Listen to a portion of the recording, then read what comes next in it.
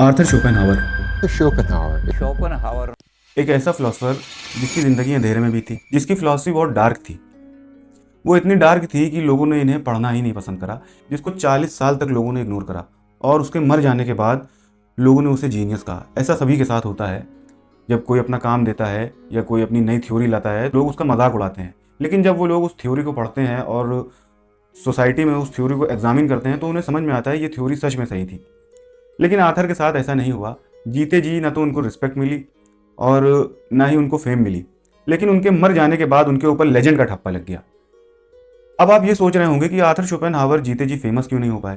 क्योंकि contemporary philosopher Arthur Schopenhauer के Hegel थे, और हेगल भी एक ग्रेट फिलोसफर थे, वो आइडियलिस्ट थे। तो हेगल के लेक्चर रूम, लेक्चर हॉल भरे हुए होते थे, लेकिन आर्थर के नहीं। आर्थर अपने खाली लेक्चर हॉल में जाते थे, चुपचाप बैठते थे और वापस चले आते थे। वो भी एक प्रोफेसर थे और हेगल भी एक प्रोफेसर थे। तो हेगल की फिलॉसफी कुछ ऐसी थी कि लोग उनकी फिलॉसफी को छोड़ना नहीं चाहते थे। आज हमें हेगल की फिलॉसफी एकेडमिक्स में दिखेगी, लेकिन आर्थर शोपेनहावर की फिलॉसफी एकेडमिक्स में नहीं दिखेगी। ऐसा इसलिए है क्योंकि आर्थर की फिलॉसफी बहुत डार्क थी। उन्होंने औरतों के बारे में लिखा, रिलीजन के बारे में लिखा, सोसाइटी के बारे में लिखा, ट्रुथ के बारे में लिखा।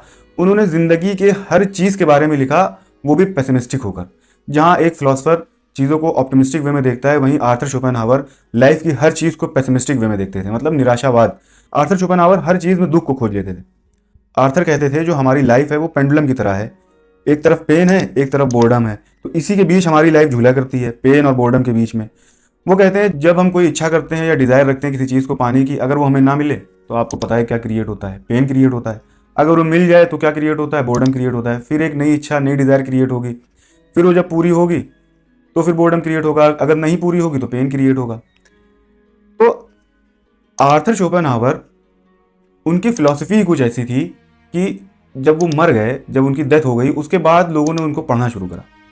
और मैं उससे पहले एक बात बता दूं कि ये मत समझिए कि आर्थर शोपेनहावर गरीब थे, डायोजनीस के जैसे थे। डायोजनीस भी अमीर था, लेकिन बाहर सड़कों पर ऐसे कुत्तों की तरह नहीं रहता था। आर्थर जो था वो एक अमीर फिलोसफर था। अमीर का मतलब है उसके फादर एक बिजनेसमैन थे, और ये चाहते थे उसके फादर कि उसका बेटा भी बिजनेसमैन बने, लेकिन आर्थर शोपेनहावर की किस्मत में ऐसा नहीं लिखा था। जिस तरह से बुद्ध अपने महल से बाहर निकले, बाहर निकल के चारों तरफ देखा तो बेरोजगारी, भूखमरी, बुढ़ापा, दुख, तो उनके मुंह से दो शब्द निकले, सर्वम दुखम, world is full of sorrow. वैसे ही जब आर्थर शोपेनहावर बिजनेस ट्रिप के लिए यूरोप घूमने निकले अपने फादर के साथ, तो उन्होंने चारों तरफ बेरोजगारी, भुखमरी, दुख, यही सब देखा।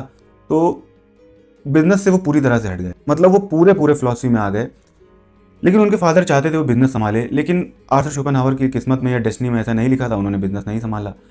आर्थर शोपेनहावर की लाइफ तब हिली जब उनके फादर की डेथ हो गई, और पॉसिबली कहा जाता है कि उनके फादर ने सुसाइड करा था, लेकिन ये पक्का नहीं पता किसी को कि उनके फादर ने सुसाइड करा था या उनके फादर की नेचुरल डेथ थी।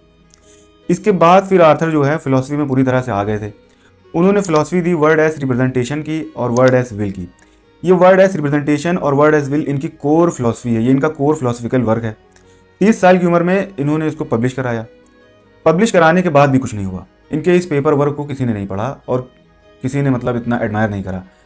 मैं बार बार वही बात बोल रहा हूँ कि मर जाने के बाद, आर्थर के मर जाने के बाद लोगों ने इन्हें एडमायर करा और जीनियस का थप्पा लगा दिया, लेजेंड का थप्पा लगा दिया, क्योंकि इनकी फिलॉसफी कुछ ऐसी थी। वर्ड एज रिप्रेजेंटेशन में ये बोलते हैं जैसी ये दुनिया हमें दिखाई देती है वैसी ये दुनिया है नहीं। मान लीजिए आप जाते हैं, आप बाहर गए, आप किसी भी पार्क गए, आपको जो चारों तरफ की चीज़ें दिख रही हैं, आप सोचते हैं यही रियलिटी है, लेकिन आर्थर के अकॉर्डिंग ये रियलिटी नहीं है। आप जिस चीज़ को देख रहे हैं वो टाइम, स्पेस और कॉजल रिलेशनशिप से आपको दिख रही है।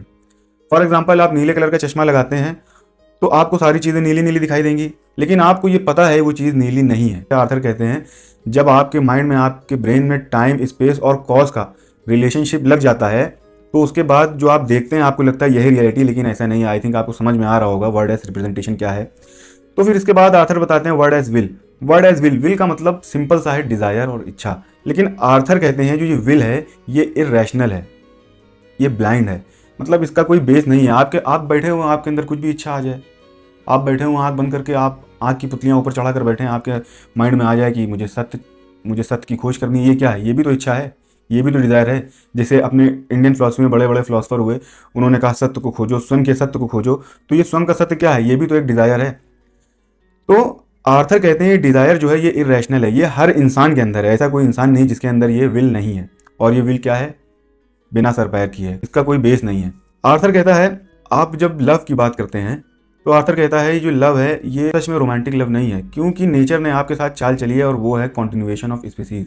कि जो आपकी ये विल है ना, विल ये इरेशनल है, ये चाहती है अपनी स्पीसीज को बढ़ाना, रिप्रोडक्ट करना, तो वो आपके अंदर विल आ जाती है। तो ये था आर्थर शोपेनहावर का वर्ड एज रिप्रेजेंटेशन और वर्ड एज विल। और इनका दूसरा फिलोसफिकल डायमेंशन है सफिशिएंट रीजन का। आर्थर कहता है हर चीज़ के पीछे रीज़न है। दुनिया में ऐसी कोई चीज़ है ही नहीं जिसके पीछे रीज़न ना हो। अगर मैं यहाँ पर बैठकर वीडियो बना रहा हूँ, इसके पीछे भी रीज़न है, वो है motivation. Cause of action, cause of action है मोटिवेशन। और जो एग्जिस्टेंस का कॉज है, एग्जिस्टेंस का कॉज है टाइम एंड स्पेस। और नॉलेज का कॉज है लॉजिक। और होने का कारण है कि हर चीज़ है कॉजैलिटी, हर चीज़ है, हर चीज़ का कारण है। तो ये 4 सफिशिएंट रीज़न आर्थर शोपेनहावर ने बताए हमें।